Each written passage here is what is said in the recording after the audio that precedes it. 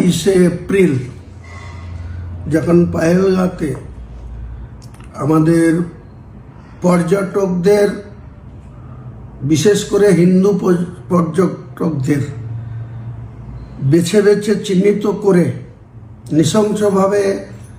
পাকিস্তানের মদতপুষ্ট জঙ্গি সংগঠনের সদস্যরা আমাদের ঘরের বা আমাদের ভারতবর্ষের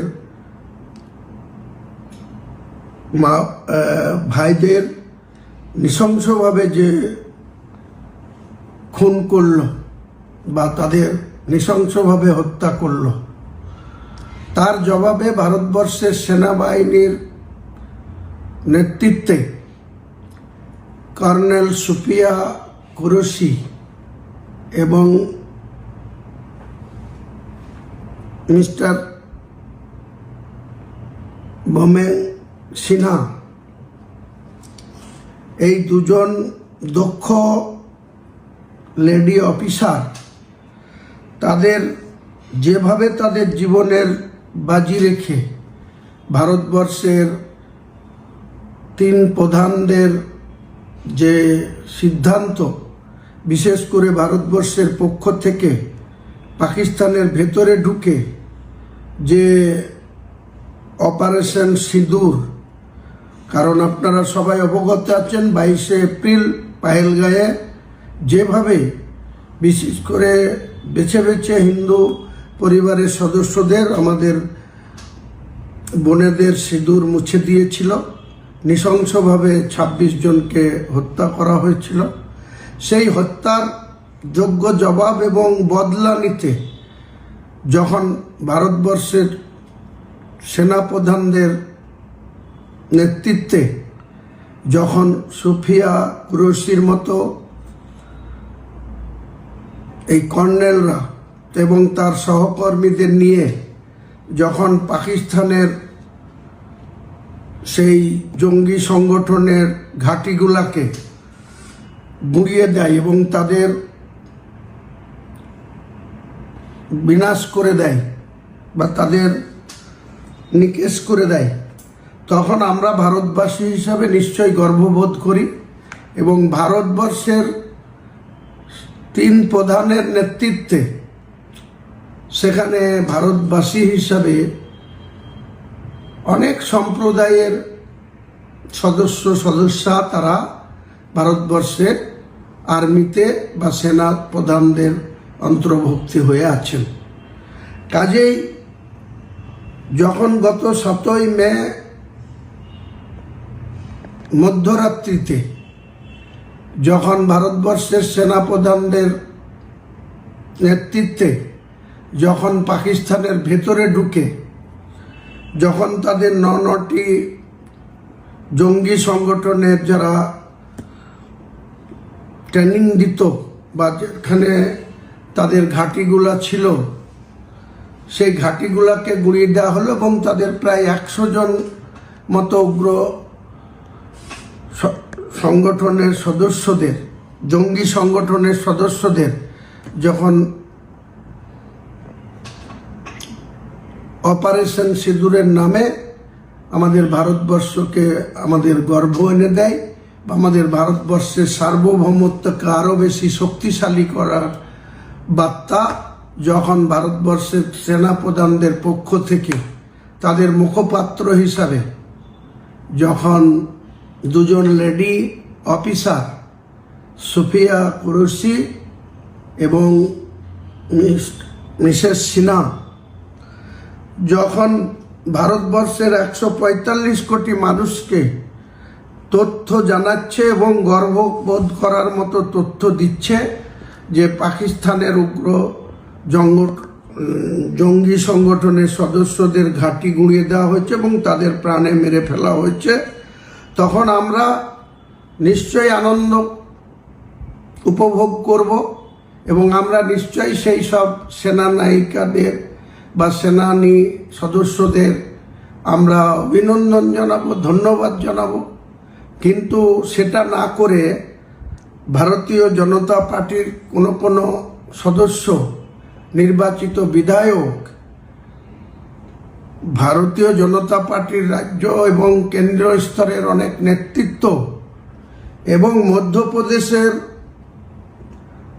বিজেপি সরকারের একজন মন্ত্রী বিজয় শাহ, তিনি যেভাবে একজন কর্নেল সুফিয়া কুরেশির সম্বন্ধে তাকে জঙ্গিদের বোন বলে আখ্যা দিয়েছেন, এটা অত্যন্ত দুঃখজনক, অত্যন্ত লজ্জাজনক এবং ভারতবর্ষের মধ্যে এই বিভাজনের যে রাজনীতি ভারতীয় জনতা পার্টি করছে, আমরা তাদের ধিক্কার জানাই এবং অবিলম্বে মধ্যপ্রদেশের মুখ্যমন্ত্রীর কাছে আবেদন করব তার মন্ত্রিসভার সদস্য বিজয় শাহকে অবিলম্বে মন্ত্রিসভা থেকে বরখাস্ত করে দেওয়া হোক এবং এই ইস্যু নিয়ে, ভারতবর্ষের সার্বভৌমত্বের ইস্যু নিয়ে কোনো বিজেপির নেতা যেন বেশি তাদের রাজনৈতিক ফায়দা তোলার জন্য তাদের নেতাদের গুণগান না গান।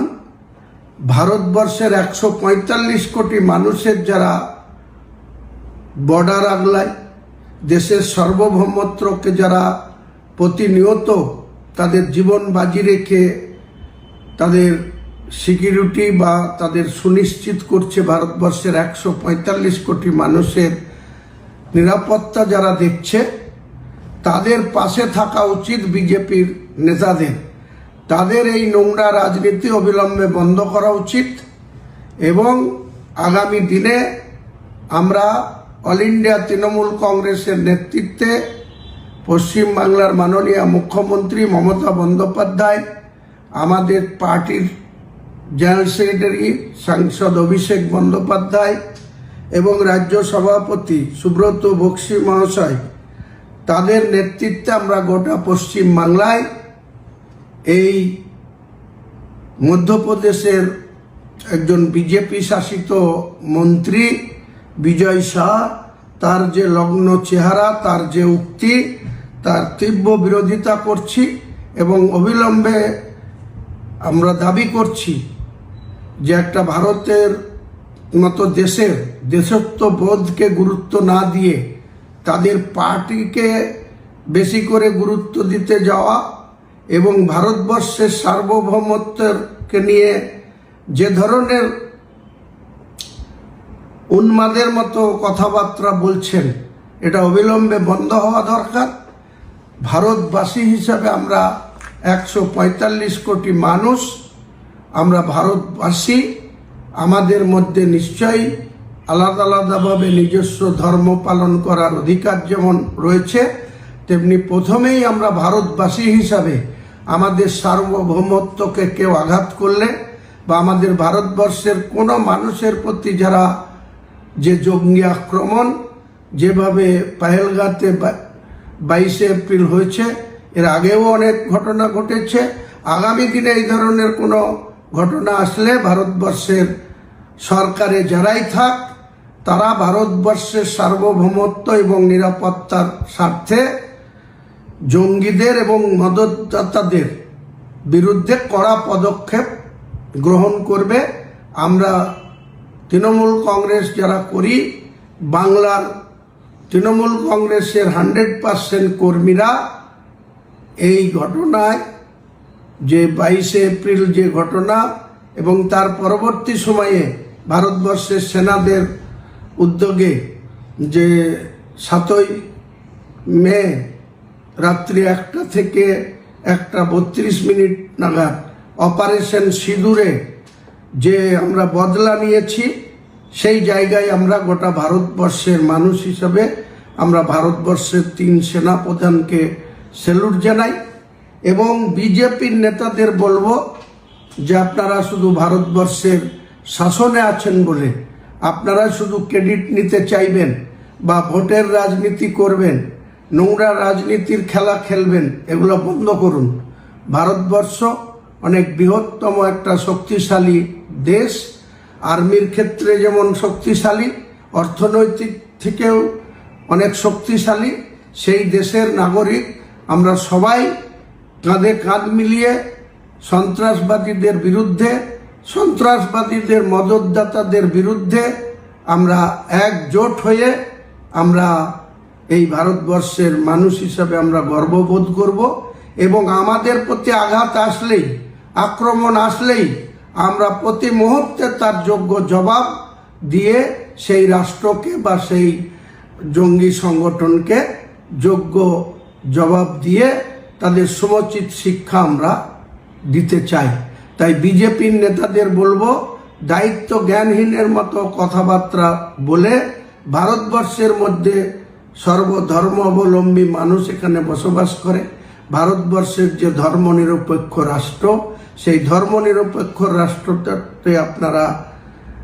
কোনো মতেই এইভাবে উল্টোপাল্টা কথা, লুজ টক বা দায়িত্ব জ্ঞানহীন মতো কথাবার্তা বলে আপনারা ভারতবর্ষের যে গৌরব, ভারতবর্ষের যে সম্মান, ভারতবর্ষের যে আর্মিদের মনোবল, সেটাকে চির ধরানোর চেষ্টা করবেন না। দয়া করে আপনারা